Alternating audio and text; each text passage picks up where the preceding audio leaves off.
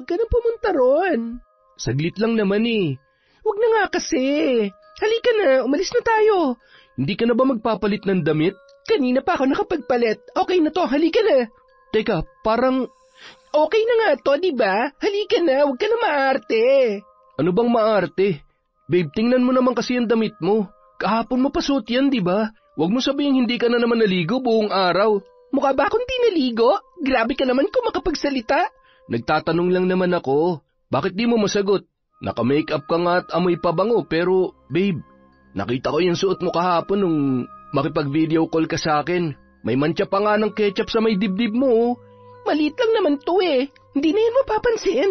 Ikaw lang naman na maarte dyan eh. Patingipin mo naninilaw. Nagsipilyo ka man lang ba? Bakit pa ang dami mo napapansin? Nakaka-offend ka na ha? Babe, mas maganda na yung ako na magsabi sa'yo kaysa naman may iba pang tao na pumuna sa'yo. Please, makinig ka naman oh.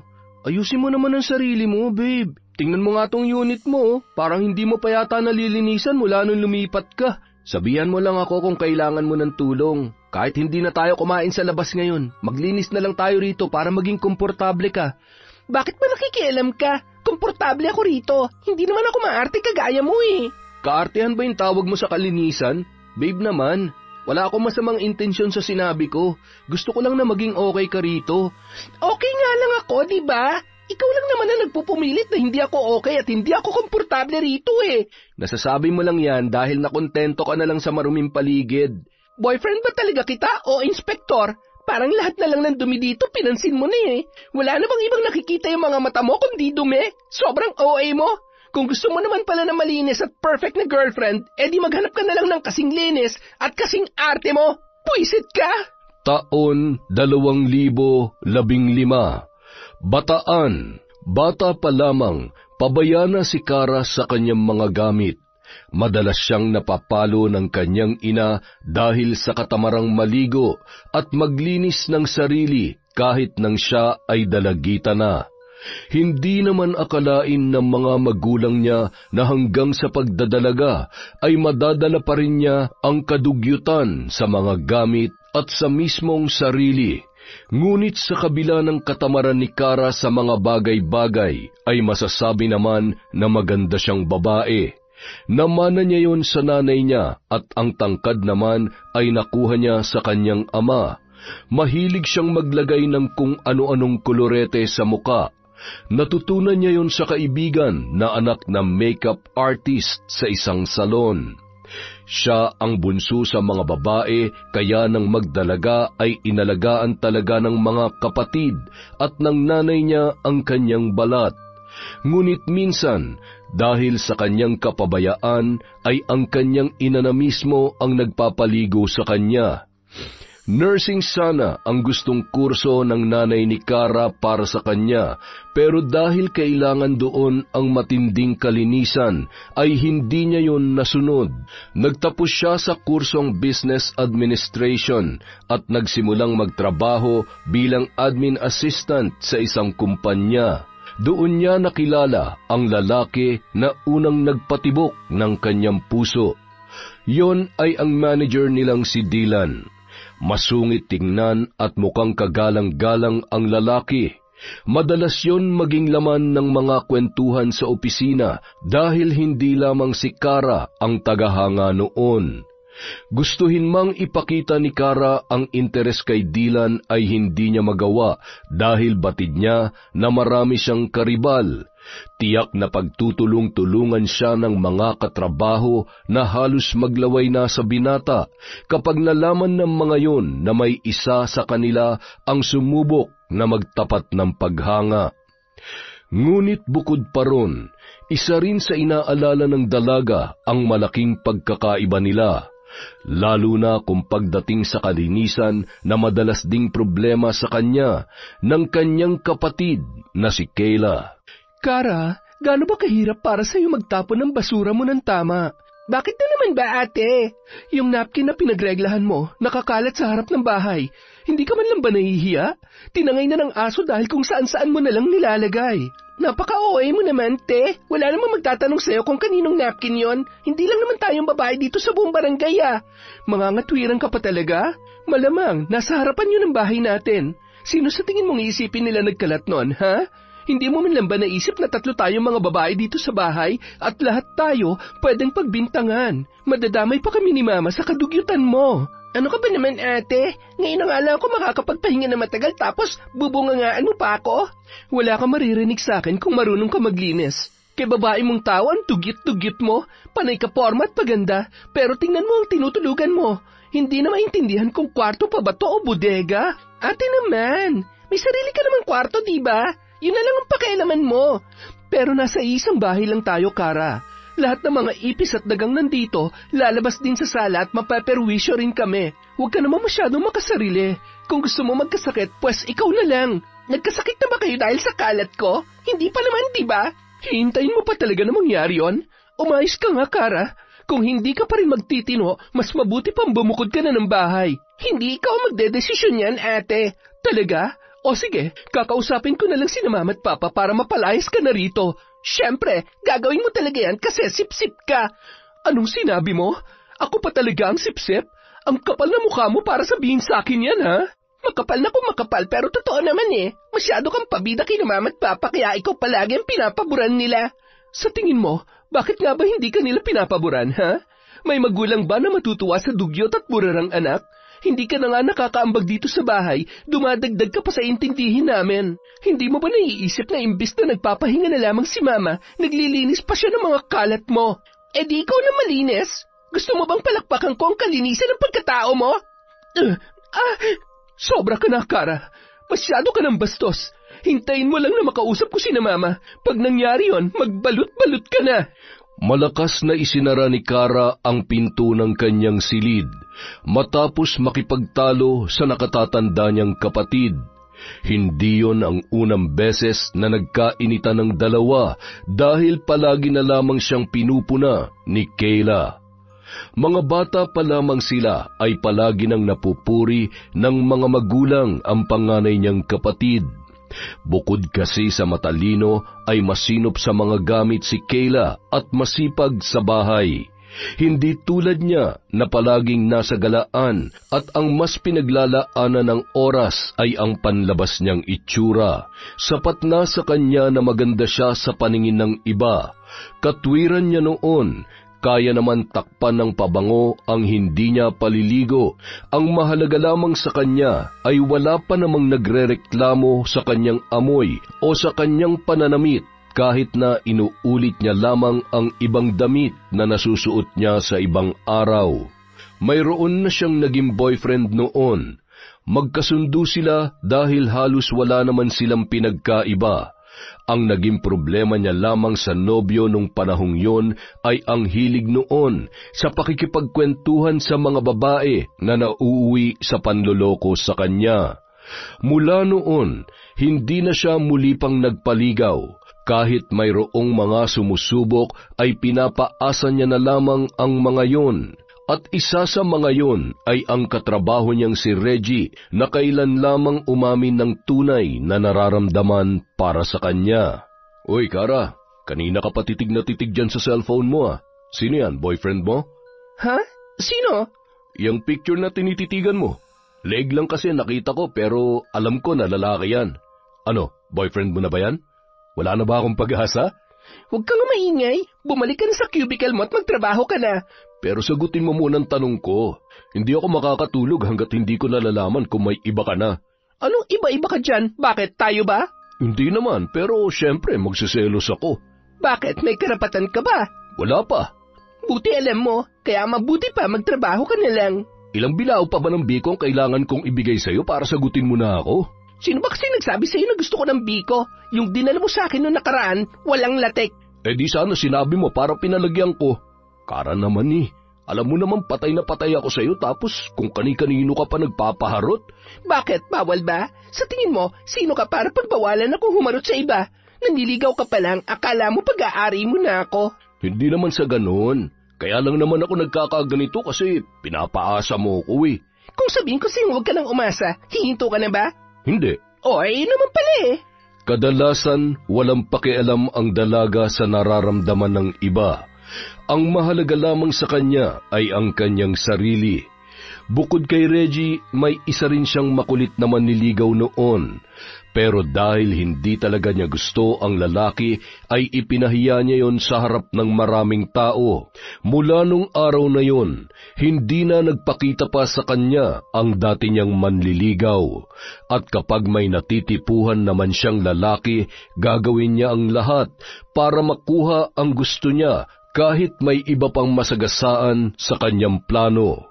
Kaya naman, nang malaman ni Kara na bukod sa kanya ay may isa rin sa mga katrabaho niya na malala na ang pagkagusto sa kanilang supervisor, hindi na naman siya mapakali. Palihim niyang inoobserbahan ang mga kilos ng katrabahong si Faith para malaman kung ano ang pinaplano ng dalaga para kay Dylan. Hinintay ni Kara na umalis ng cubicle si Faith para tingnan kung ano ang mga nakasulat sa maliit na notebook ng dalaga. Sa araw-araw na pinagmamasdan ang katrabaho, napansin niya na palagi yung may isinusulat doon tuwing papasok na ang kanilang supervisor. Nang pumunta sa banyo si Faith, sinamantala ni Kara ang pagkakataon. Binasa niya ang pinakahuling na isulat ng dalaga at doon niya nalaman na araw-araw palang nag-iiwan ng kung ano-anong regalo ang kanyang katrabaho para kay Dylan. Napangisi si Kara nang may naisip na siyang paraan kung paano mapapalapit sa kanyang hinahangaan. Nang mag-iwan si Faith ng bagong relo sa mesa ni Dylan na mukhang pinag-ipunan pa ng dalaga, lakas loob ng kinausap ni Kara ang binata. Nakauwi ng mga kasama mo, bakit nandito ka pa? Hinihintay kasi kita, sir Bakit? May problema ba? Wala naman po, sir. Gusto ko lang po sana kayong makausap. Tungkol saan? Itatanong ko lang po sana kung nagustuhan niyo yung relo. Paano mo nalaman ang tungkol doon? Teka, ikaw bang... Opo, sir. Ako nga po nagbibigay sa inyo ng regalo araw-araw. Ibig sabihin, matagal ka na may gusto sa akin? Ganun na nga po, sir. Grabe, hindi ako makapaniwala. Po? Bakit po? Iniisip ko pa kung paano kita aayaing lumabas para sana mas makilala pa natin ang isa't isa tapos hindi ko na pala kailangan magpakahirap. Gusto mo ako, hindi ba? Opo, sir. Dylan na lang ang itawag mo sa akin, tsaka huwag ka na mahiya. Gusto rin naman kita pero medyo natorpe lang ako. Hindi ko kasi alam kung paano ka lalapitan eh. Aware naman ako na trip din ako ng mga katrabaho mo. Napapansin mo rin pala yon? Oo, maliban lang sa'yo. Hindi ko talaga nahalata na may gusto ka pala sa akin. At ikaw ang nagbibigay ng mga regalo sa akin araw-araw. Sobrang sweet mo naman. Ang totoo, kaya hindi muna ako umuwi ngayon dahil gusto kong malaman kung sino nagbibigay sa akin ng mga yon. At nung nakita kong ikaw na lang ang naiwan kanina, medyo nabuhayan ako. Sabi ko, sana ikaw yun. Ano ka ba naman, sir? Huwag kang ganyan. Pinapakilig mo naman ako ng sobre. Isa yan sa mga nagustuhan ko sa'yo. Nakikita ko kasi na masayahin ka. Minsan, naririnig pa kita nagpapatawa sa mga katrabaho mo. Pati pala yun, napapansin mo rin? Oo naman. Ang saya mo kayang pagmasdan araw-araw. Tsaka, hindi mo naman napapansin na tinitinan kita kaya malaya ako yung nagagawa. Kung alam ko lang na gusto mo rin pala ako, matagal na sana akong umamin sa'yo. Paano yan ngayon? Alam mo nang gusto kita. Hindi naman sa nagmamadali ako pero gusto ko lang malaman kung tayo na. Siyempre, aarte pa ba ako? Oo naman, tayo na. Girlfriend mo na ako, sir. Lingid sa kaalaman ni Kara, ay dinig na dinig noon ng katrabaho niyang si Faith ang naging usapan nila ni Dylan. Kaya naman nang pumasok siya kinabukasan ay hinila siya ng dalaga bago pa man siya dumiretso sa opisina para makapag-usap silang dalawa. Kinumpronta siya ni Faith sa pag-aangkin niya sa mga regalo na ibinibigay noon kay Dylan. Nagbantayon na sasabihin sa boyfriend niya ang totoo. Ngunit imbis na matakot ay tinawanan lamang yon ni Kara. Nung araw na nakita niya ang notebook ni Faith, ay nalaman niya rin na matagal ng stalker ni Dylan ang dalaga. Tinakot niya yon na ipagkakalat ang tungkol sa nalaman niya kapag itinuloy nun ang pinaplanong gawin para sirain ang nagsisimula pa lamang nilang relasyon ng kanyang kasintahan. Ipinamukha niya rin na siya ang gusto ng binata, kaya hindi yun nagdalawang isip na makipagrelasyon sa kanya. Samantalang ang katrabaho niya ay hindi naman talaga napapansin ng lalaki. Kaya naman, wala nang nagawa ang dalaga kundi umiyak na lamang sa sinabi ni Kara. Kinabukasan, hindi na pumasok sa trabaho si Faith. Nalaman na lang niya na nag-resign na pala yun at lumipat na lamang sa ibang kumpanya. Samantala, nagpasya naman sila ni Dylan na ilihim na lamang sa kanilang mga katrabaho ang kanilang relasyon para hindi sila magkaroon ng issue. Isa pa, ipinagbabawal din doon ang makipagrelasyon sa katrabaho, lalo na sa mas mataas ang posisyon sa kanila. Ngunit kapag tapos na ang oras ng trabaho, halos hindi na sila mapaghiwalay pa, at hindi rin akalain ni Kara na agad siyang ipapakilala ng binata sa nanay noon na si Teresa. Ang ganda-ganda niyo naman po. Mukha po kayong artista. Ay nako, walera pala tong girlfriend mo, anak. Honest lang po ako. Ay, baka maniwala na talaga ako niyan, ha? Sa susunod, ma'am, baka humingi na yan ng allowance. Binobola na kayo eh. Huwag po kayo maniwala sa anak nyo, tita. Pero tanong ko lang po, anong skincare nyo? Tubig at dasal lang, iha. Ay, gusto kayang humor nyo, tita, ha? Mukhang magkakasundo po talaga tayo. Ang mabuti pa kumain na kayong dalawa. Naghanda ako ng pagkain para sa inyo. Sabi ni Dylan, paborito mo raw ang sinigang, kaya yun na niluto ko. Ang sweet nyo naman po, tita. Ako, hindi ba ako sweet? Ako kaya nagsabi nun kay mama. Mamaya na lang kita pupurihin kapag tayong dalawa na lang, para magantihan ko rin ang sweetness mo. Ay, kaya lalo akong nahuhulog sa iyo eh. Di mahulog ka lang, sasaluhin naman kita palagi. Sa kabila ng masayang araw ni Kara nang makilala ang ina ng kanyang nobyo, kabaligtaran naman noon ang nangyari pag-uwi niya sa kanilang bahay. Naabutan na lamang niya ang mga gamit niyang nakaempake na at nakahanda na sa sala. Nang tingnan niya ang cellphone niya, saka niya lamang nakita ang ilang tawag ng kanyang ina na hindi niya nasagot. Nang buksan niya ang messages, saka niya lamang nalaman na pinapaalis na pala siya ng mga magulang para matuto na siyang mamuhay ng mag-isa. At alam niya kung sino ang may kagagawan noon. Ano to, Ate Kayla? Nagbidabidahan ka na naman ba kina Mama at Papa? Huwag mong sabihin na hindi mo pa nabasa ang mga text sa iyo ni Mama. Tinatawagan ka rin niya kanina pero hindi ka sumasagot. Nabasa ko na, pero hindi pa rin ako aalis dito. Wala ka na magagawa. Kinandado ko ng kwarto mo. Nalinis ko na nga kaya makakahinga na kami ng maluwag dahil wala ng dugyot dito sa bahay.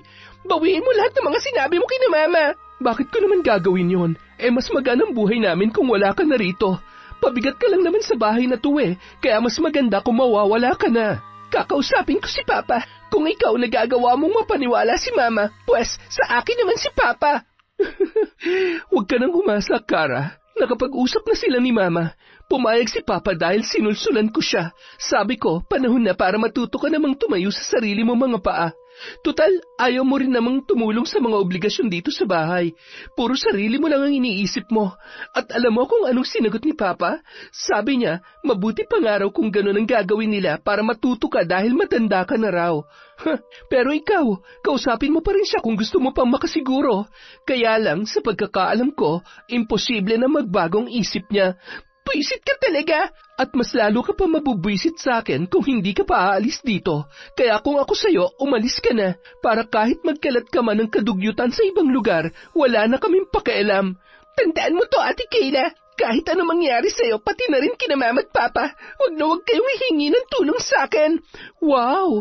Para namang maaasahan ka talaga. Huwag ka mag-alala, baka ikaw pang humingi ng tulong sa amin dahil hindi ka namin kailangan, okay? Kaya umalis ka na at huwag ka na magpapakita pa sa amin. Dahil ayaw na rin ng mga magulang ni Kara na bumalik pa siya sa kanilang bahay, napilitan na siyang kunin ang mga gamit at maghanap ng malilipatan. Pero dahil paggabi na rin noon ay nanghingi na siya ng tulong sa nobyong si Dylan, pinatuloy naman siya ng binata sa bahay kahit isang gabi lamang. Kinabukasan, hindi na muna siya pumasok sa trabaho para maghanap ng malilipatan. May nakita naman siyang malapit sa trabaho, kaya lamang ay masyadong masungit ang landlord na si Mang Gustavo at maraming patakaran sa mga nangungupahan. Pero dahil wala na siyang panahon para maghanap pa ng ibang malilipatan, ay pinatus niya na yun. Nangako na lamang siya sa matanda na susunod sa mga patakaran kahit na ang totoo ay wala naman siyang pakialam doon. Nakakainis talaga. Kung hindi lang dahil sa bida-bida kong kapatid, nandun pa sana ako sa bahay namin. Hayaan mo na. Baka nga mas makabuti rin sa'yo kapag nagsosolo ka na. Hindi ka na nila pwedeng pakialaman sa kung ano man ang gusto mong gawin. Hindi naman yun ang kinakainis ko eh. Palagi na lang ang kailan na yun ang pinapaboran ni na Mama at Papa. Isang sabi lang niya, naniniwala na agad sila. Hindi man lang nila ako kinakausap. Tama ba yun na pagdating ko sa bahay nakahanda na lahat ng mga gamit ko? Ni hindi man lang ako binigyan ng pagkakataon para makahanap ng mauupahan. Kinailangan ko patuloy umabsent para makahanap ng malilipatan. Huwag mo na masyadong isipin na nangyari. Ayaw mo ba nun? Makakapunta na ako sa iyo kahit hindi ka magpaalam sa mga magulang mo. Sa bagay, basta lagi mo akong pupuntahan ha. Siyempre naman. Ngunit matapos ang unang pagbisita ni Dylan sa inuupahan ni Kara ay hindi na muli pang umulit ang binata. Ilang beses yung tinanong ng dalaga pero palaging umiiwas doon ang lalaki. Inisip na lamang niya na baka hindi yun komportable sa maliit na silid kaya hindi niya na pinilit pa. Samantala, habang tumatagal ay unti-unti na ring napapansin ni Dylan ang pagiging pabaya ng dalaga. Mula kasi nang makabisita ang binata sa inuupahan ay hindi niya na nagustuhan kung paano mag-asikaso ng mga gamit ang dalaga. Pagpasok pa lamang niya roon ay kalat na ang sumalubong sa kanya. Kaya naman kahit gusto pa niyang makasama si Kara ay nagpapaalam na siya at nagdadahilan na lamang para makaalis doon. Dahil hindi niya pwedeng sabihin sa kanyang ina ang nakita sa takot na madismaya yon sa kanyang nobya, ay kay Reggie na lamang siya naglabas ng saloobin. Tutal naman ay matagal na silang magkaibigan ng lalaki. Ano? Kayo ni Kara? Oo nga. Pasensya na kung ngayon ko lang nasabi. Ang gusto niya kasi ilihim na lang daw muna namin sa mga katrabaho natin. Alam mo naman, bawal ang office romance. Pero, kailan pa naging kayo? Actually, magto 2 weeks pa lang naman kami, pero ipinakilala ko na siya kay Mama. Kung ganon, legal na pala kayong dalawa. Oo, ganun na nga. Di ko alam na si Kara pala yung sinasabi mo na nagugustuhan mo dati dito sa opisina. Si Glyza kasi ang madalas mo nakakausap eh. Halata naman na may gusto sa akin si Glyza kaya lagi akong kinakausap. Kaya lang, di ko naman siya type eh. Pero kahit hindi ko siya gusto, kinakausap ko pa rin na maayos kapag lumalapit siya sa akin. Eh di, congrats na sa inyo, pre. Oh, bakit ganyan? Parang may kasamang pait ang pag-congrats mo. Teka, wag mo sabihin na may gusto ka kay Kara. Sira ulo. Wala, di ko lang talaga inaasahan na magiging kayo. Eh sige, sinabi mo eh. Pero may sasabihin sana ako sa'yo. Sa atin lang to ah. Ano yun? Alam mo kasi... Ay, paano ko ba ito sasabihin? Parang ang awkward naman. Tungkol ba kay Kara? Paano mo nalaman? Eh siya naman talagang pinag-uusapan natin kanina pa. Ah, oo nga pala no. Oo, tungkol sa kanya. Pero, pre huwag mo talagang ikukwento to sa iba. Sus, para kang sira. Kailan ba ako nagkwento sa iba? Kung hindi mo pa nga ako kinausap, malamang panis ng laway ko dito. Sige na nga, eto na. Meron kasi ako napapansin kay Kara. Ano yun? Parang nag-uulit-ulit lang siya ng damit eh. Oh? Eh, tol, normal naman ang mag-ulit ng damit, di ba? Kahit naman tayo, ganun din eh. Hindi yun ang ibig kong sabihin. Ganito kasi yun. Nung Huwebes, inaya kong kumain sa labas si Kara. Sa pagkakaalala ko, natalsikan ng konting milk tea yung suot niyang inner. Kulay puti ang suot niyang top, tol. Kaya kitang-kita talaga yung kahit maliit na talsik lang. Kapag nilabhan mo yun, kahit kusot lang, mawawala yun. Pero kanina nung pumasok siya, yun ulit ang suot niya. Tapos nandun pa rin yung mancha ng milk tea. Parang hindi niya nilabhan. Napansin mo pa talaga yun? Tol, alam mo naman ako, di ba? Masyado akong conscious sa pananamit at kalinisan ko. Kaya ganun din ako sa mga taong nakakasama ko. Anong gusto mong palabasin? Na may pagkadugyot yung girlfriend mo? Tol, seryoso ka ba? Girlfriend mo yun tapos nagkukwento ka ng ganyan tungkol sa kanya? Alam ko namang girlfriend ko siya. Kaya nga sa'yo ako nagsabi kasi alam ko mapagkakatiwalaan kita. Tsaka hindi lang kasi yun ang napansin ko eh. Nung pinuntahan ko siya sa inuupahan niya, grabe tol, puro kalat. Pagpasok ko pa lang doon, nakita ko ng mga damit niyang sabit-sabit kung saan-saan. Pati hinubad niyang panty, pare nasa sofa lang. Tama ba yun? Yung lababo niya, puno ng hugasin. Ginagapangan na ng mga ipis. Tapos nagluto pa siya ng pagkain namin. Hindi man lang niya hinugasan na maayos yung kawali. Basta niya nalang binasa sa gripo. Ay, grabe, parang natroma ako sa nakita ko nung araw na yun. Promise tol, hindi ko talaga kinain yung niluto niya. Nagdahilan na lang ako para makauwi. Kung kinain ko yun, baka na food poison pa ako. Pero kung titingnan naman si Kara, mukha naman siyang malinis, tol. Pucha tol, scam yan. Isang malaking scam ang panlabas niyang kaanyuan. Pero kung oobserbahan mo siya, madidismaya ka talaga. Dahil ba dyan, hindi mo na siya gusto? Gusto ko pa rin naman, pero gusto ko rin na baguhin niya yung nakasanayan niya. Hindi ko siya matatagalan kung ganun siya kadugyot. Paano na lang kapag pinakasalan ko na siya? Baka maging bodega na ang bahay namin pag nagkataon. Alam mo, tol, mas mabuti pa sabihin mo yan sa kanya. Kausapin mo lang siya na maayos. Gawin mo mahinahon para hindi siya ma-offend. Yan naman talaga ang plano ko. Naghihintay lang ako ng magandang tiyempo. Dapat kasi kinilala niyo muna na mabuti ang isa't isa bago naging kayo. Kasi kung mag-iiwalay kayo dahil sa ganyan dahilan, masyadong masakit yun para kay Kara. Teka muna, bakit parang kasalanan ko pa? Tol, obligasyon natin bilang tao na alagaan ang mga sarili natin. Basic na nga lang dapat yun eh. Pero si Kara, parang hirap na hirap siya pagdating sa kalinisan. Buti nga, hindi siya nagkakasakit sa lagay na yun eh. Kung ako nasa posisyon niya, baka na-confine na ako sa ospital. Ito lang ang masasabi ko. May punto ka, tol. Pero kahit saan panig mo tingnan, hindi maganda na kinukwento mo pa sa iba mga napapansin at nakikita mo. Kasi kung talagang mahal mo si Kara, sa kanya ka rerekta, hindi sa akin. Paano kung madaldal pala ako at gusto ko kayong sirain? Di kunento ko na rin sa iban tungkol sa mga sinabi mo. Ay, mag-usap na lang kayo. Tsaka sa susunod, huwag ka na magkwento sa akin ng ganyan. Mas maganda kung sasarilinin mo na lang. Sa sinabing yon ni Reggie, biglang nakaramdam ng hiya si Dylan na konsensya ang binata dahil sa mga sinabi niya tungkol kay Kara. Mabait at marunong naman makisama ang kanyang nobya. Kalinisan lang talaga ang nagiging problema ng dalaga. Kaya naman habang hindi niya pa nasasabi ang tungkol doon, ay bumawi na lamang muna siya. Iniwasan na lamang niya na pumunta sa inuupahan ng kanyang kasintahan. Inaaya na lang niya yon na kumain sa labas at mamasyal para doon ubusin ang kanilang oras. Hinahatid niya yon pauwi pero hanggang gate lamang siya at hindi na pumapasok pa sa loob ng bahay.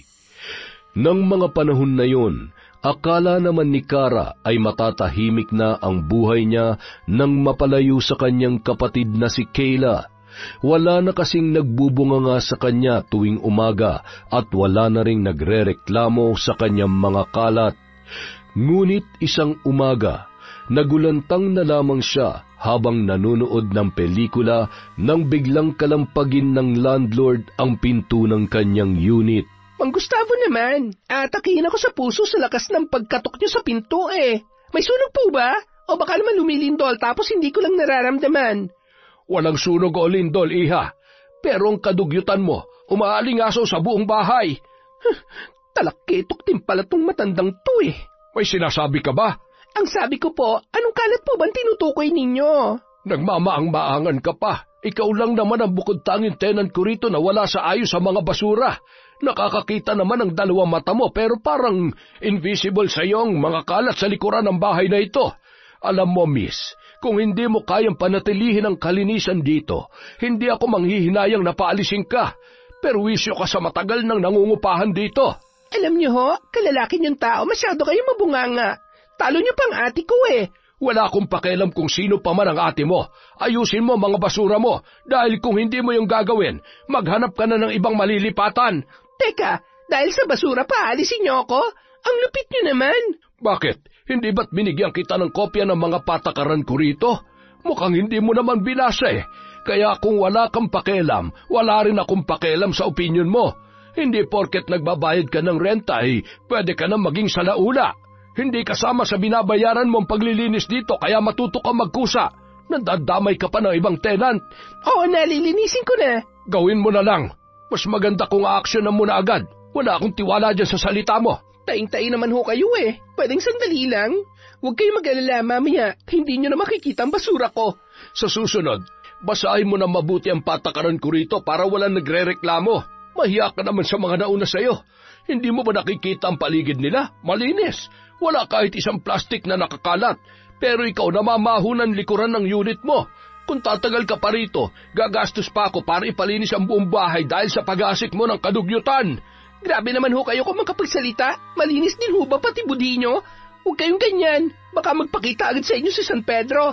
Bastos ka! Nauna ho kayo. Sobra kayong magsalita eh. Nang dahil lamang sa basura, parang ininsulto nyo ng buong pagkatao ko.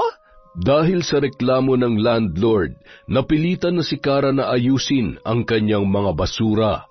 Ngunit sa kabila ng ginawang pagkilos ay hindi pa rin niya matanggap ang mga sinabi sa kanya ni Gustavo. Hindi naman niya yung kaano-ano, ngunit nakatanggap pa siya ng masasakit na salita. Mas matatanggap pa sana niya yon kung magulang niya ang matanda.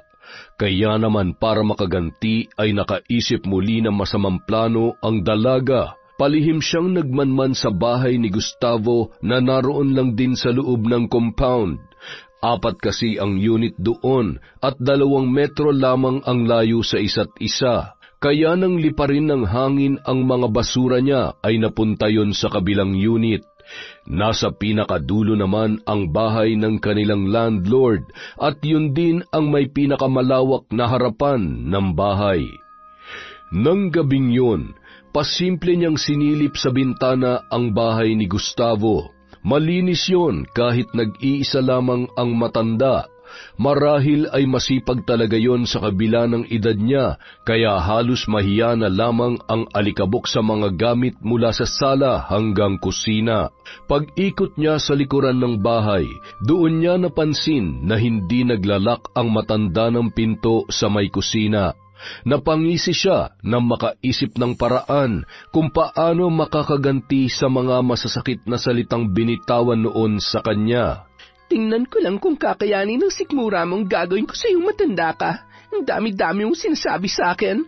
Pwes, hindi ka na makakapagsalita kapag natikman mong batas ng tinatawag mong dugyot. Nang sumunod na gabi, pinasok ni Kara ang kusina ni Gustavo. Dinukot niya mula sa bulsa ang nakaplastik na dumi ng daga na nakuha niya sa mga gamit niya na maghalungkat siya ng kwarto. Dinurog niya ang natutuyong dumi para hindi yun basta-basta mahalata kapag nilagay niya sa pagkain. Sakto naman noon na nakaluto na ang matanda. Binuksan niya ang kawaling naglalaman ng adobong manok. Mukhang yon ang ulam ng kanilang landlord sa hapunan. Nakangisi niyang ibinudbud doon ang kanyang dala at bahagyang hinalo ang ulam para hindi yon mahalata. Heto ng special ingredient para sa masarap mong hapunan, Mang Gustavo. Enjoy! Ngunit hindi akalain ni Kara na mauuwi pala sa isang trahedya ang ginawa niyang kalokohan. Pag-uwi niya galing trabaho, nalaman niya na isinugod sa ospital ang kanilang landlord. Nakibalita siya sa kapwa tenant, ngunit wala pa ring alam ang mga yon kung ano ang nangyari sa matanda. Hanggang sa may isang nakapagsabi na inatake raw yon sa puso. Ngunit iba ang kanyang kutob sa tunay na nangyari. Kinabukasan, Nabalitaan na lamang ni Kara na wala na si Mang Gustavo. Namatay raw ang matanda sa ospital, ngunit hindi sinabi ng kaanak na pumunta roon ang dahilan ng pagkamatay noon. Tulala si Kara nang pumasok sa trabaho dahil naman ang isip niya ang nangyari. Pag-uwi niya noon ay nakaburol na si Mang Gustavo. Takang-taka naman ang kanyang nobyo na nagpasyang ihatid siya sa bahay sa pag-aakala na masama ang kanyang pakiramdam. Sinong nakaburol? May namatay ba kayong tenant? Si Mang Gustavo ang nakaburol. Yung landlord nyo? Ano nangyari sa kanya? Nung huling punta ko rito, maayos pa naman siya. Ewan ko, inatake yata sa puso. Kawawa naman pala siya. Mag-isa lang ba siya sa bahay niya? Oo buti na lang, laging pumupunta ron yung isang tenant. Ka-close daw kasi ni Mang Gustavo.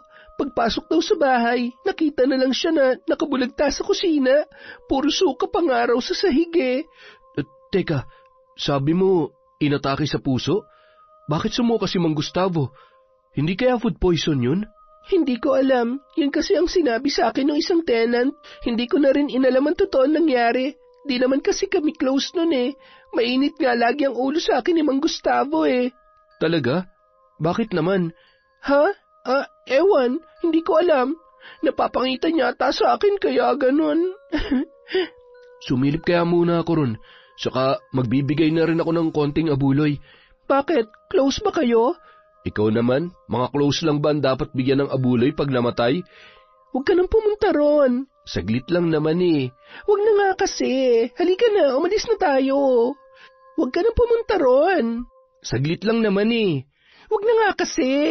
Halika na, umalis na tayo. Hindi ka na ba magpapalit ng damit? Kanina pa ako nakapagpalit. Okay na to, halika na. Teka, parang... Okay na nga to, diba? Halika na, huwag ka na maarte. Ano bang maarte? Babe, tingnan mo naman kasi ang damit mo. Kahapon mo pa suot yan, diba? Huwag mo sabihin hindi ka na naman naligo buong araw. Mukha ba akong di naligo? Grabe ka naman kung makapagsalita. Nagtatanong lang naman ako. Bakit di mo masagot? Naka-makeup ka nga at amoy pabango pero, babe, nakita ko yung suot mo kahapon nung makipag-video call ka sa akin. May mantsa pa nga ng ketchup sa may dibdib mo. Maliit lang naman to Hindi na yan mapapansin. Ikaw lang naman na maarte dyan Patingipin mo naninilaw. Nagsipilyo ka man lang ba? Bakit pantami mo napapansin? Nakaka-offend ka na, ha? Babe, mas maganda na yung ako na magsabi sa'yo kaysa naman may iba pang tao na pumuna sa'yo. Please, makinig ka naman Ayusin mo naman ang sarili mo, babe. Tingnan mo nga tong unit mo, parang hindi mo pa yata nalilinisan mula nung lumipat ka. Sabihan mo lang ako kung kailangan mo ng tulong. Kahit hindi na tayo kumain sa labas ngayon, maglinis na lang tayo rito para maging komportable ka. Bakit ba nakikialam ka? Komportable ako rito. Hindi naman ako maarte kagaya mo Kaartehan ba yung tawag mo sa kalinisan? Babe naman, wala akong masamang intensyon sa sinabi ko. Gusto ko lang na maging okay ka rito. Okay nga lang ako, diba? Ikaw lang naman na nagpupumilit na hindi ako okay at hindi ako komportable rito Nasasabi mo lang yan dahil nakontento ka na lang sa maruming paligid. Babe, alam mo ba kung bakit hindi ako kumain ng niluto mo nung unang punta ko rito? Kasi hindi malinis yung mga ginamit mo sa pagluluto. Tingnan mo, hanggang ngayon, hindi ka pa rin nakakapaghugas ng mga kinainan mo. Hindi ka na rin naglalaban ng mga damit mo, kaya inuulit mo na lang yung sa tingin mo ay masusuot mo pa ulit. Nagpapabango ka na lang kapag hindi ka naligo at nagme-makeup para matakpan ng mga pimples mo. Babe, kaya ka maraming pimples dahil hindi ka rin nagpapalit ng punda ng unan mo. Boyfriend ba talaga kita o inspektor? Parang lahat na lang ng dumi dito pinansin mo na Wala na bang ibang nakikita yung mga mata mo kundi dumi? Sobrang OA mo. Kung gusto mo naman pala na malinis at perfect na girlfriend, edi maghanap ka na lang ng kasing linis at kasing arte mo. Puisit ka! Imbis na ayusin mong sarili mo, yan pa talaga naisip mong solusyon? Ang maghanap ako ng ibang babae?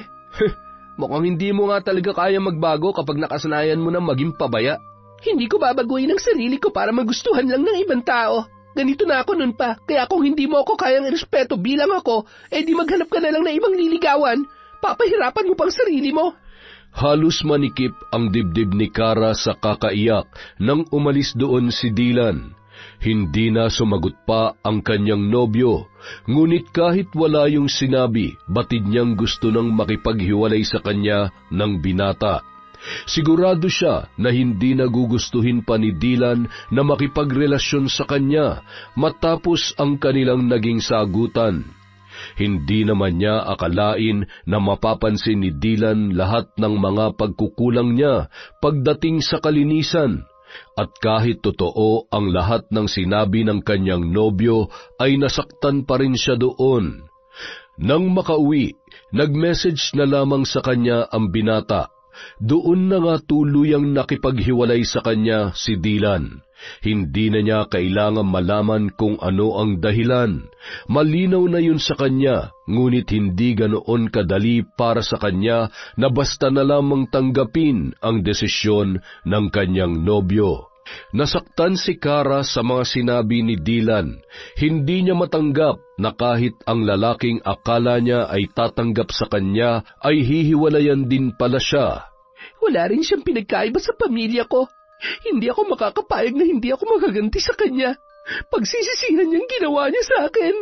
Sa kabila ng pakikipaghiwalay sa kanya ng binata, ay pumasok pa rin siya sa trabaho at nagpanggap na lamang na parang walang nangyari. Ayaw niyang ipakita sa dating nobyo na masyado niyang dinamdam ang pakikipaghiwalay noon sa kanya. Taas noo siyang pumasok sa opisina, kahit nakasabay niya sa elevator ang binata ay hindi niya lang yon pinansin. Pagdating sa kanyang cubicle, napakunot ang kanyang noo nang hindi man lamang siya binati ni Reggie. Samantalang dati, palagi pa rin siyang binabati at binibigyan ng kung ano-anong pagkain kahit na nilinaw niya na hindi niya gusto ang lalaki. Uy Reggie, okay ka lang? Oo naman, ikaw ba? Okay din ako. Sure ka? Baka mamaya may sakit ka na. Bigla ka naman eh. Grabe ka naman. Ganun na ba ako ka-snob sa'yo? Oo, parang ngayon mo lang naisip eh. Sorry naman, pero teka, iniiwasan mo na ba ako? Nitong mga nakaraang araw, hindi ka na namamansin. Ngayon ko lang talaga na-realize na hindi mo na pala ako kinakausap. Baka naiinip ka lang kaya mo naisip na kausapin ako. Ang totoo, break na kami ng boyfriend ko, kaya malaya na ako makipag-usap ulit kahit kanino. Pinagbabawalan ka ba niya? Hindi. Gusto ko lang ipakita na seryoso ako sa kanya, kaya pasensya ka na kung hindi na kita pinapansin noon. Gusto ko sanang itanong kung bakit kayo nag-break pero yung ex mo na lang sigurong tatanungin ko mamaya. Teka, kilala mo siya? Kung akala mo kilala mo na siya, wala ka pa sa kalahati ng pagkakakilala ko sa kanya. Paanong? Best friend ko lang naman si Dylan, no? Shh! Huwag kang maingay. Ano ka ba? Baka marinig ng mga katrabaho natin. Ano naman kung marinig nila? Break na kayo, di ba? Huwag ka na nga na maingay. Ikaw lang ang nakakaalam nun dito sa opisina. Okay, sige. Mananahimik ako. Kung sasabihin mo sa akin ang dahilan ng pagbe-break ninyo. Bakit pa gusto mo pang malaman? Chismoso ka rin ano? Dahil masyado kayong perfect para sa isa't isa. Napaka-imposible naman na maghiwalay kayo ng ganun-ganun na lang. Basta, huwag mo na lamang alamin. Kung hindi nagpa-apekto si Kara sa pakikipaghiwalay sa kanya ni Dylan, ay ganoon din ang ginawa ng binata. Muli ring nakipaglapit sa mga babaeng katrabaho ang lalaki na mas ikinagalit naman ng dalaga.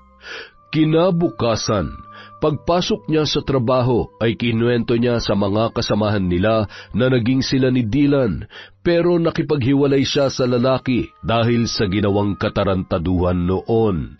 Ipinagkalat niya na si Dylan ang dahilan kung bakit na ospital ang kanilang landlord na si Mang Gustavo, dahil nilagyan noon ng dumi ng daga ang pagkain ng matanda. Mabilis na kumalat ang usap-usapan kaya pagpasok pa lamang ni Dylan ay nagbulong-bulungan na ang kanilang mga katrabaho. Maging si Reggie ay nagulat din sa nabalitaan. Patay-mali siya naman siya sa nangyari at hindi nagpahalata na sa kanya nang galing ang kwentong yun. Kitang-kita ni Kara kung gaano naapektuhan ng pinakalat niyang tsismis ang kanyang dating nobyo. Hindi yun mapakali at tila hiyang-hiya sa kanilang lahat. Tingnan ko lang kung hanggang kailan magiging malinis ang tingin sa'yo ng mga taong nasa paligid mo. Kinahapunan, pauwi na noon si Kara nang bigla na lamang siyang hablutin ni Dylan sa braso. Mukhang wala nang pakialaman lalaki kahit pinagtitinginan sila roon ng kanilang mga katrabaho. Anong sinabi mo sa kanila, ha? Bawiin mo yon. Bakit ko naman gagawin yon? Dahil hindi totoong pinagkakalat mo. Hindi ko yung ginawa kay Mang Gustavo. Huli ng lahat para dyan. Kalat na eh. Kung gusto mong linisin ang pangalan mo, di gawan mo ng paraan. Kung hindi mo kaya, magpatiwakal ka. Sobra ka na, Kara. Ginagawa mo ba to para gantihan ako dahil hiniwalayan kita? Hindi mo matanggap na kaya kita iniwan ay dahil sa masyado kang ako nakipaghiwalay sa'yo. Huwag kang sinungaling. Alam nating dalawa kung anong totoo. Hindi mo lang kayang tanggapin sa sarili mo na walang tatagal sa'yo dahil sa pagiging dugyot mo. Wow! Nagsalita ang malinis. Baka nakakalimutan mong dugyot ka rin. May namatay na nga dahil sa ginawa mo eh. Ako nga ba talaga? O ikaw? Bakit nga ba hindi ko naisip na posibleng ikaw ang gumawa nun kay Mang Gustavo? Ikaw ang may sapat na dahilan para gawin yun sa kanya. Tandaan mo to, Kara. Kakarmahin ka rin at sigurado ako nagagapang ka para magmakaawa dahil sa ginawa mo. Tigilan mo nga ako sa pagbabanta mong yan. Baka gusto mong kasuhan pa kita. Ay hindi. Mauuna pa pala magkaso sa'yo ang kamag-anak ni Mang Gustavo.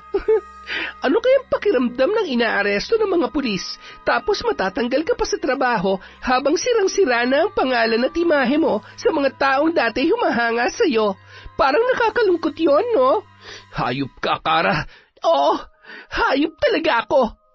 Yun na ang naging huling pag-uusap ni Kara at Dylan dahil matapos ang araw na yun ay hindi na pumasok pa sa trabaho ang binata, dala ng matinding kahihiyan. Mas lalo kasing lumala ang usap-usapan sa opisina at pinagtatawanan na rin yun ng mga katrabaho nila, maliban lamang kay Reggie na hindi natuwa sa ginawa ni Kara. Ganun na ba katindi ang galit mo kay Dylan? Para siraan mo siya ng ganun sa katrabaho natin? Alam mo malaki na wala sa kanya, Kara. Makonsensya ka naman kahit konti. Pinaghirapan niya na makuha ang posisyon sa trabaho, tapos mawawala lang lahat ng yun dahil sa paninira mo na wala namang katotohanan? Paano mo naman sabing hindi yung totoo, ha? Nandun ka ba nung mangyari ang katarantaduhang ginawa niya? Please lang, Reggie, huwag mo nang pagtakpan ng kaibigan mo. Hindi ko siya pinagtatakpan. Gusto ko lang protektahan ng reputasyon ng kaibigan ko dahil alam kong hindi niya magagawa ang binibintang mo sa kanya, Kara. Ang tindi mo rin eh, no? Ganyan ka ba talaga kasama? Naging mabuting boyfriend naman sa'yo si Dylan ah. Gusto ka pa nga niyang tulungan eh. Naging mabuti? Baka hindi mo alam na napaka-arte ng kaibigan mong yon. Kala mo kung sino malinis ang pagkatao. Wala akong masasabi kay Dylan dahil mabuting tao ang pagkakakilala ko sa kanya. Nandun na tayo sa may pagka-OA siya pagdating sa kalinisan, pero ikaw, minsan ba naisip mo man lang na may mga tao nang napapahamak dahil sa kadugyutan mo? Hindi na yung simpleng problema lang, Kara, lalo na ngayon na may namatay na nang dahil sa ginawa mo. Wala akong ginagawang masama. Sige, paniwalaan mo sarili mo sa kasinungalingan mo, pero itong tandaan mo, aalingasaw rin ang baho mo, Kara. Mula nang hindi na pumapasok sa trabaho si Dylan, palagi na lamang nagkukulong sa kwarto ang binata. Hindi na yon nakikipag-usap sa kahit na kanino dahil labis pa ring dinaramdam ang ginawang paninira sa kanya ng dating nobya. Awang-awa naman sa kanya si Teresa na hindi na alam kung ano ang gagawin para matulungan ang kanyang anak sa problema nito. Gustuhin mang linawin ng ginang ang ikinalat ni Kara na tsismis ay wala namang maniniwala sa kanila. Kinabukasan, nagpasya na si Teresa na puntahan si Kara sa inuupahan para kausapin tungkol sa ginawang paninira sa kanyang anak. Naabutan niya naman noon ang dalaga na abala sa pagsiselfie sa harap ng paupahan pagdating niya roon. Kara? Pwede ba tayong mag-usap? Ay, kahapon si Reggie ang kumausap sa akin. Ngayon kayo naman. Tita, please lang, kung tungkol lang to kay Dylan, huwag na kayo mag-aksaya ng panahon. Talaga bang hindi ka man lang nakukonsensya sa ginawa mo sa anak ko? Alam mo ba kung ano naging epekto sa kanya ng ginawa mo? Huwag na nga kayo magdrama dito. Kung ano man ang pinagdaraanan niya, wala na ho akong pakialam doon. Hiwalay na kami, hindi ho ba? Tsaka kasalanan niya naman kung bakit yun nangyari sa kanya. Kaya kung pwede ho, tantanan niyo na ako. Walang kasalanan ng anak ko. Hindi totoo ang binibintang mo sa kanya. Isa pa po kayo eh. Bakit? Nandun din ba kayo na mangyari yon? Pareho lang kayo ni Reggie. Bawiin mo mga sinabi mo tungkol sa kanya at linisin mo ang pangalan ng anak ko. Baka sakaling mapatawad pa kita. Hay tita, hindi ko naman hinihingi ang kapatawaran nyo. Kara naman, isipin mo naman ang pinagsamahan natin. Naging mabuti rin ako sa iyo at tinuring kita na parang sarili ko na ring anak. Kung galit ka kay Dylan, gawin mo na lamang to para sa akin. Sige na, Kara, nagmamakaawa ako sa iyo. Sorry tita, pero hindi ko kayang gawin ang hinihiling niyo sa akin. Tsaka, huwag niyo nang gamitin sa akin ang pinagsamahan natin dahil nakisama lang talaga ako sa inyo noon. Wala na ba talagang kabutihang natitira dyan sa puso mo? Meron tita, pero hindi yun para sa inyo ni Dylan, kaya umalis na lang kayo. Wala kayong mapapala sa akin. Nasabi ko na mga dapat kong sabihin, hindi ko nakasalanan kung dinamdam ng anak niyo nangyari sa kanya. Binigyan kita ng pagkakataon, Kara. Pero pinatunayan mo lang sa akin na hindi ka karapat-dapat na patawarin sa ginawa mo. Kapag may nangyari sa anak ko dahil sa paninira mo sa kanya, pagbabayarin kita. Sa hindi maunawa ang dahilan, biglang kinilabutan si Kara sa klase ng tingin na ipinukol sa kanya ni Teresa ng mga sandaling yon matapos siyang pagbantaan. Hindi na siya nakapagsalita pa hanggang sa makaalis ang ginang. Hinabol na lamang niya yon ng tingin habang papalabas ng compound. Ngunit kinagabihan lamang, nahimasmasan na rin si Kara sa ginawang pagbabanta sa kanya. Imbes na itama ang ginawa niyang paninira kay Dylan, ay mas lalo niya pa yung pinalala. Sunod naman niyang ipinakalat na may namamagitan kina Dylan at sa sarili nitong ina. Ayoko na sanang ilabas pa to pero hindi nila ako tinitigilan sa pagbabanta nila sa akin. Kitang-kita ng mga mata ko na naghahalikan sila mag-ina. Nang imbitahan ako ni Dylan sa bahay nila, imbis na ako ang tabihan niya, doon siya umupo sa tabi ng nanay niya. Alam niyo ba, sinadya kong ihulog ang hawak kong tinidor dahil medyo nagdududa na ako noon sa kanilang dalawa. At nung yumuko ako sa may ilalim ng mesa, nakita ko si Dylan na hinihipuan ng nanay niya. Kadiri sila mag-ina. Tapos ngayon, ang lakas pa ng loob nila na pagbantaan ako na para bang napakalinis ng pagkatao nila. Hay, ang kakapal na mukha. Napangiti na lamang si Kara nang mapaniwala niya ang kanyang mga katrabaho sa panibago niyang paninira kay Dylan at sa ina nitong si Teresa. Siniguro din niya na makakarating yon sa dating nobyo.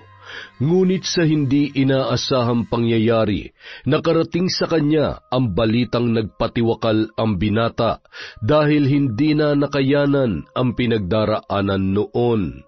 Nakita mo bang ginawa mo, ha? Masaya ka ba na may isa na namang namatay dahil sa kagagawan mo? Napakasama mo, Kara. Karmahin ka sana ng malala. Dapat sa kagaya mo hindi na binubuhay eh. Hindi ko naman nakalain na magpapakamatay si Dylan. So ano, hindi mo na namang kasalanan? Nakakagago ka na eh. Matapos mong sirain ang kaibigan mo, sa tingin mo inosente ka pa rin? Putya, pati si tita dinamay mo pa? Anong klase kang tao, ha? Tao ka pa ba sa lagay na yan? Sagad sa buto ang kademonyohan mong hinayupak ka. Hoy, wala kang karapatang kausapin ako ng ganyan. Alam mo, kung kaya lang kitang isumpa, matagal ko nang ginawa. Ni wala ka man lang naramdaman kahit kaunting pagsisisi. Hindi ko naman nakalain na aabot pala si Dylan sa pagpapakamatay, ha? Ang gusto ko lang naman, pagsisihan niya mga sinabi niya sa akin. Yan ang problema sa'yo. Masyado kang makasarili. Puro sarili mo lang ang iniisip mo.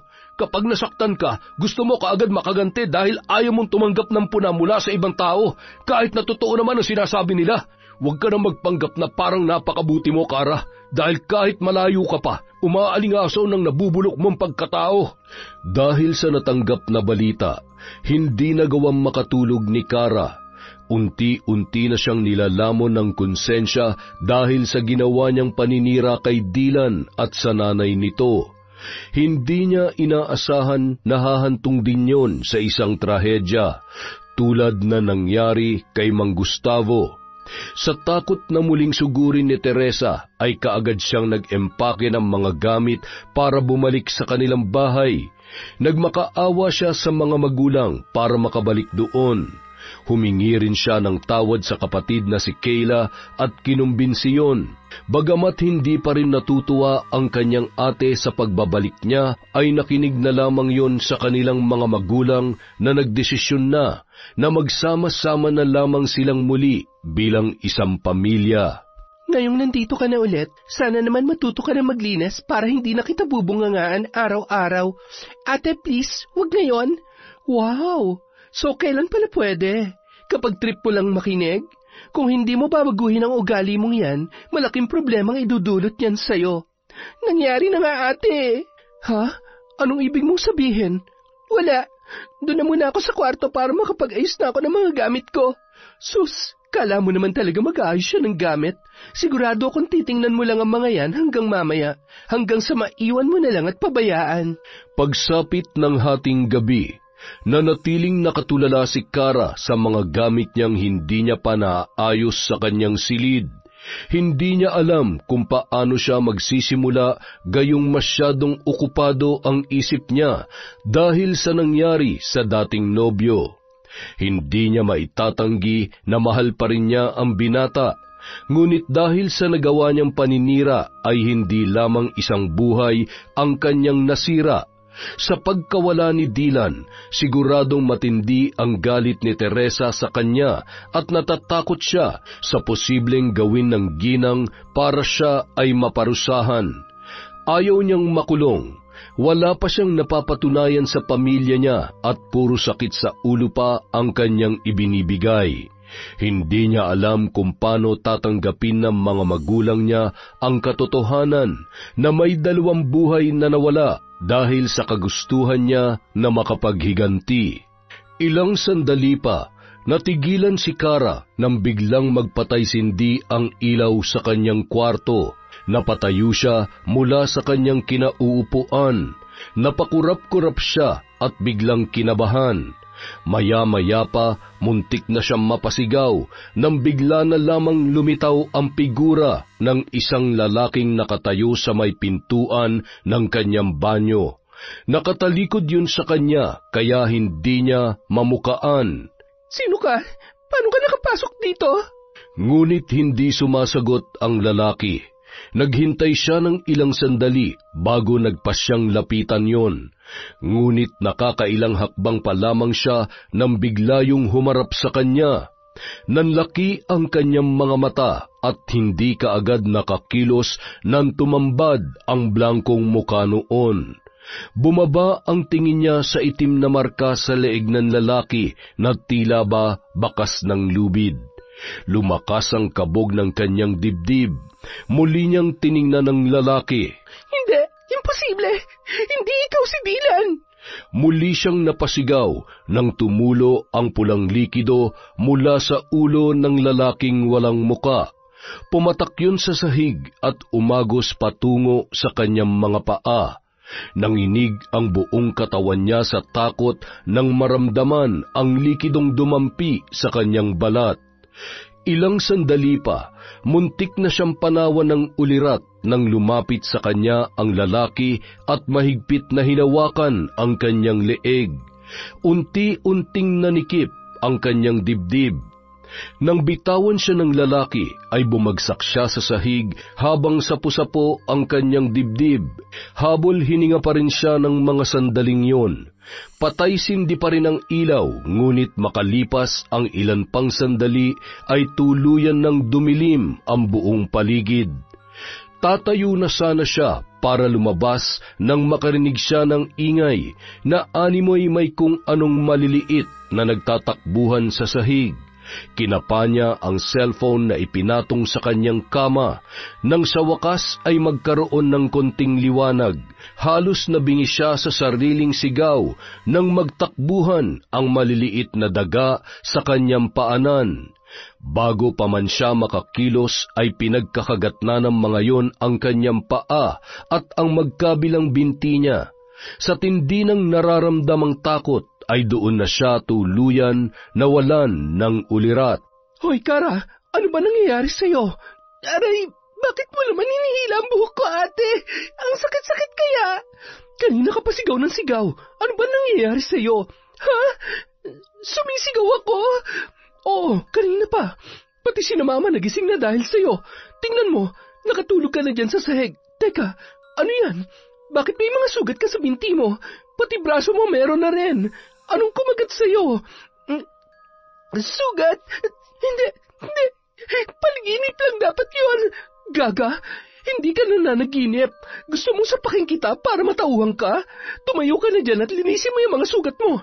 Baka mamaya mga daganang kumagat sa'yo. Paano kasi kararating mo lang dito, puro kalat na naman tong kwarto mo? Ay, hindi ko na alam ang gagawin ko sa'yo, Kara. Natulala na lamang si Kara nang iwan siya ng kanyang kapatid. Buong akala niya panaginip lamang ang nangyari sa kanya. Ngunit ang kanyang ipinagtataka, wala namang bakas ng dugo sa sahig, gaya ng nakita niya nang biglang lumitaw ang figura ng lalaking kawangis ng dati niyang nobyo. Pero ang mga sugat sa katawan niya ay totoo. May mga marka pa roon ng ngipin ng mga daga na kumagat sa kanya. Nasaan naman ngayon? Siguradong dito lamang sila nagtatago. Bakit bigla na lang silang nawala? Kailangan ko maalis ang mga pesting yon. Hindi ako papayag na mumukbangin na naman nila ako mamayang gabi. Buong akala ni Kara ay ordinaryong daga lamang ang kumagat sa kanya. Ngunit lingid sa kanyang kaalaman, isang tao ang may matinding galit na sagad hanggang buto ang may kagustuhan na siya ay mapaghigantihan. Walang iba kundi ang ina ng kanyang dating nobyo. Itinabi ni Teresa ang mga ginamit na kandila matapos ang isinasagawang ritual. Hindi akalain ng ginang na muli na naman niyang magagamit ang kakayahang yun. Walang nakakaalam ng tungkol sa karunungan niya sa paggamit ng kapangyarihang itim. Inilihim niya yon kahit sa yumao niyang asawa at wala rin siyang plano na ipaalam yon sa kaisa-isang anak na si Dylan. Ngunit tadhana na mismo ang gumawa ng paraan para muli niyang buhayin ang kanyang dugo bilang isang mambabarang na nagmula sa isang kinatatakutang angkan. Ikinubli niya ang tunay niyang pagkatao sa masayahin niyang personalidad, sa kagustuhang makaranas ng bagong buhay na malayo sa kinalakhan niya noon. Ngunit dahil hindi nauubos ang mga taong may maiitim na budhi, ay hindi rin basta-basta matatapos ang pakikipagkasundo niya sa dilim para maipaghiganti ang kanyang mahal sa buhay. Matapos makausap ang matalik na kaibigan ni Dylan na si Reggie, ay saka pa lamang niya nalaman na may ginawa na namang panibagong paninira si Kara. Marahil ayon ang nagtulak sa kanyang anak para tuluyan ng tapusin ang buhay dahil hindi na noon alam kung paano pa haharapin ang matinding kahihiyan. Pagbabayarin mo ang mga kasinungalingang ginamit mo para sirain ang buhay ng anak ko. Luluhod ka at gagapang habang nagmamakaawa. Sa kabila ng mga sugat, nagpumilit pa rin pumasok sa trabaho si Kara. Balot na balot ang buo niyang katawan. Mabuti na lamang at malamig sa kanilang opisina, kaya hindi siya punahin ng mga kasama. Ngunit maya-maya lamang napansin niya na tila makahulugan ang pagtingin sa kanya ni Reggie. Nang sulyapan niya ang lalaki, bahagya yung napangisi. Bigla siyang nakaramdam ng pagkainis sa inasal noon. Ano bang problema mo? Bakit pangising-ngisi ka dyan? Ako ba may problema o ikaw? Masyado yata mainit yung ulo mo. Nakakairita ka eh. Alam mo ba yon? Ano naman kung nakakairita ako? Anong gagawin mo, ha? Papatayin mo rin ba ako tulad ng ginawa mo sa landlord niyo at sa kaibigan ko? Gawin mo, Kara. Hindi kita atrasan. Ang yabang mo, ha? Mas mayabang ka. Pero ayos lang dahil alam kong pinagbabayaran mo ng lahat ng ginawa mo. Nararamdaman mo na bang pait ng karma? Anong ibig mong sabihin? Alam mo kung anong ibig kong sabihin. Hindi mo na kailangan pang itanong yan. Hindi pa rin nauunawaan ni Kara kung ano ang nais ipahiwatig ni Reggie sa kanya. Ngunit imbis na magpaapekto sa lalaki, binaliwala niya na lamang yun. Ngunit kahit anong gawin niyang pagtuon ng atensyon sa trabaho, hindi siya mapakali sa kanyang upuan dahil sa paghapdi ng mga sugat na kumikiskis sa suot niyang damit. Pag-uwi niya ng bahay, halos masuka siya nang umalingasaw ang masangsang na amoy ng kanyang mga sugat. Hindi niya rin kaagad nahubad ang suot na sweater dahil dumikit na yon sa sugat na napisana ang nana dahil sa kanyang paggalaw. Halos mapasigaw siya sa tindi ng kirot nang matanggal ang pagkakadikit noon. Hindi na siya sumabay sa mga magulang niya sa paghahapunan dahil baka pandirihan lang ng mga yon ang mga sugat sa kanyang katawan. Hinintay niya makatulog ang mga kasama sa bahay bago siya lumabas ng kanyang silid. Pagpatak ng 12:00 ng gabi, matutulog na sana si Kara nang biglang umihip ang napakalamig na hangin. Napakunot ang kanyang noo nang makarinig siya ng bulong mula sa kung saan. Nagpalinga-linga siya sa buong silid, ngunit hindi niya matukoy kung saan yon nagmumula. Ilang sandali pa, sumigid ang matinding kirot mula sa kanyang mga sugat. Nang sulyapan niya ang kanyang binti, nagkaroon ng malaking bitak sa gitna ng bawat sugat na yon. At mula roon, naglabasan ang maliliit na uod. Napatili siya at wala sa sariling pinaghampas ang binti niya sa pag-aakala na mawawala ang mga yon. Mas lalo pang dumami ang mga uod sa kanyang sugat at gumapang na yon patungo sa kanyang muka.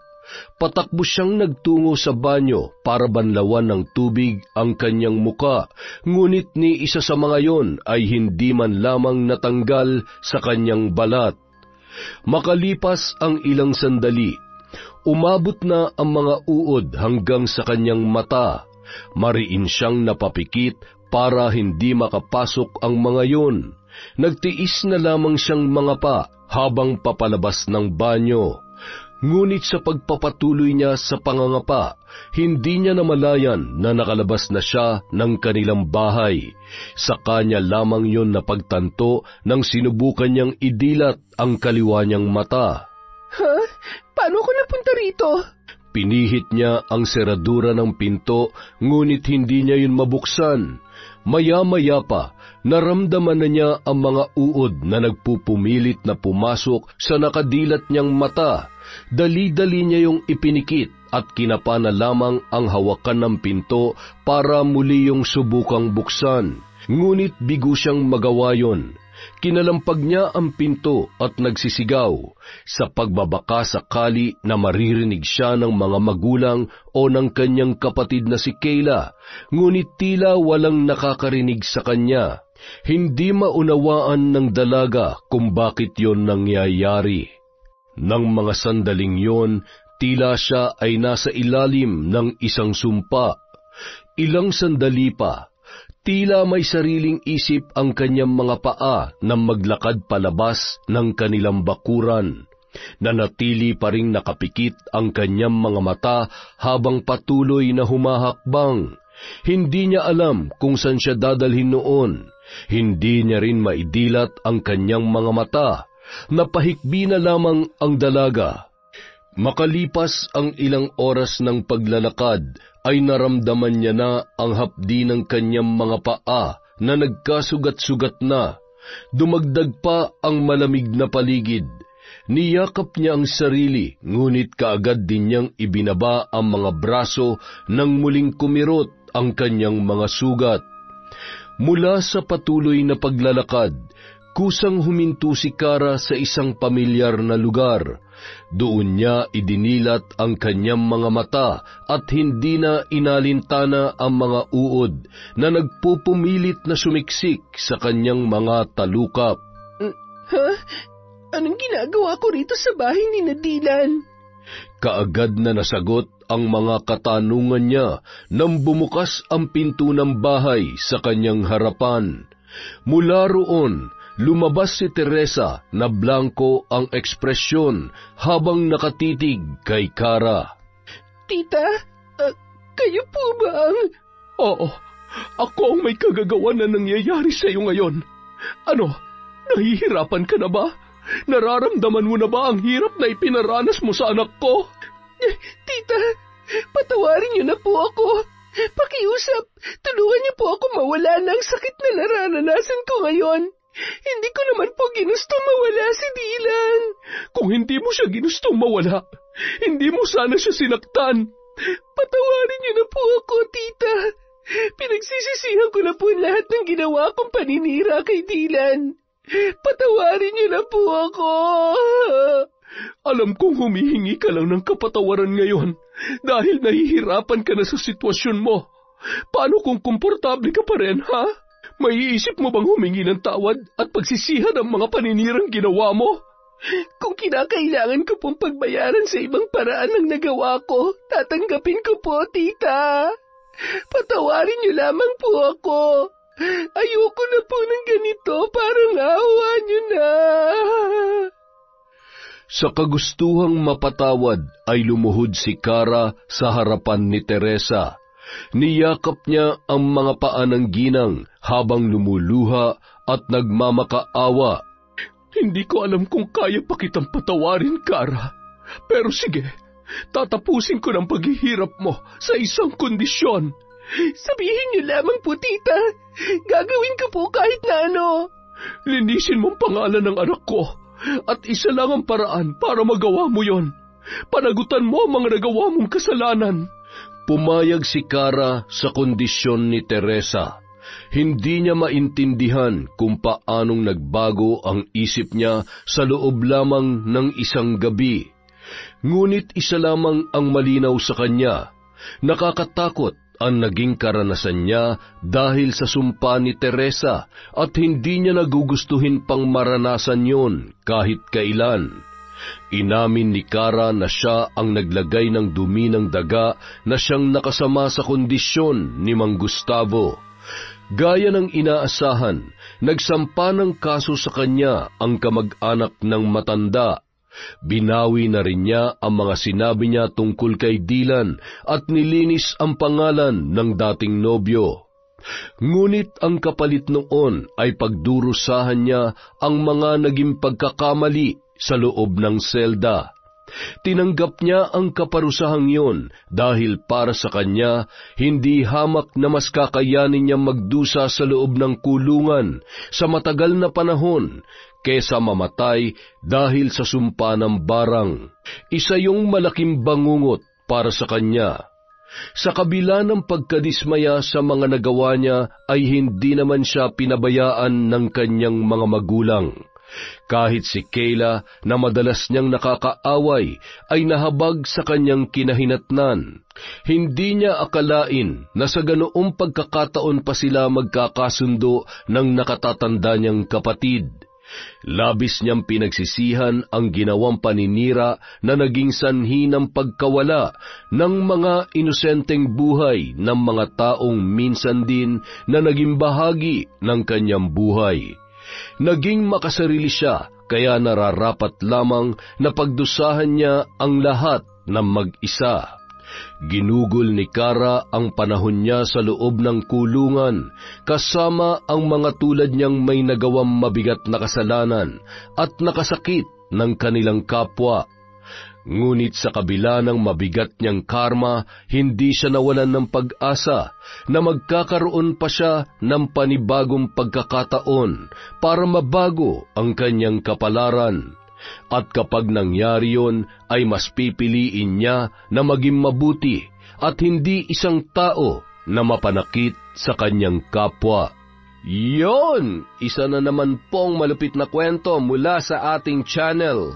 Wala talagang may dudulot na maganda ang pagiging makasarili ng isang tao. Maraming salamat po sa inyong pagtsatsaga, sa walang sawang pakikinig sa Kwentong Enteng. Dahil dyan, meron po tayong shout-out. Simulan po natin kay Jerilyn Byron. Hi din po kay Aryan Gail Leonora at kay James Derek Lugina. Hi po sa H2O Agency at kay Ma'am Tess Gutierrez. Hello din po kay Maribel Regalario, kay Mary Jane Alitin. Shout out kay Teresita Gervasio, kay Beverly Carbajosa. Hello po kay Jerlyn Arbado. Shout out kay Norsen TV, kay Kane Third Lang, J-Best Lagro at BF Noli Lacorte from Lean Kaunes. Hi po sa Dubalan at Daklitan family from Cliven Dubalan. Shout out po kay Miko, Ann, Kate, Pipe, Hana, Audrey, JD, Nico, Sabi, Santi, Gab at Carmel from Lea Gawaran. Shout out po kay Marites Nalika, sa lahat ng staff ng R. Reyes Pizza Hub, especially sa Commissary Department from Ria Mojado. Hello po kay Cristina Vargas at Milagros Frias from Bicol. Shout out kay Glenn Boy de la Cruz, kay Arnel Claridad, kay Mabel from Singapore, sa Flores at Naong family from Alma Naong. Hello po kay Jomer, Marvin, Mama Maya from Maribel Paralejas. Hello po kay Gemma Garcia, kay Ray Buendia, Jenny May, Billy Ray from Lucy Buendia. Shout out po kay Ayen Buen. Hi kay Jing Estrada from Daman, Saudi Arabia. Kay Marilyn Matandao, sa Martinez, Del Barrio, Cruzate at Mojica family from Asia Makalindong. Hi kay Richard Rivera. Hi kay Nono Hugan Ed at Mario from Junel Fuentes. Hi po kay Jerufa, May, Confessor, Miss Vampire at syempre, hi po kay LSC. Maraming salamat sa walang sawang pagsuporta mula sa Kwentong Enteng.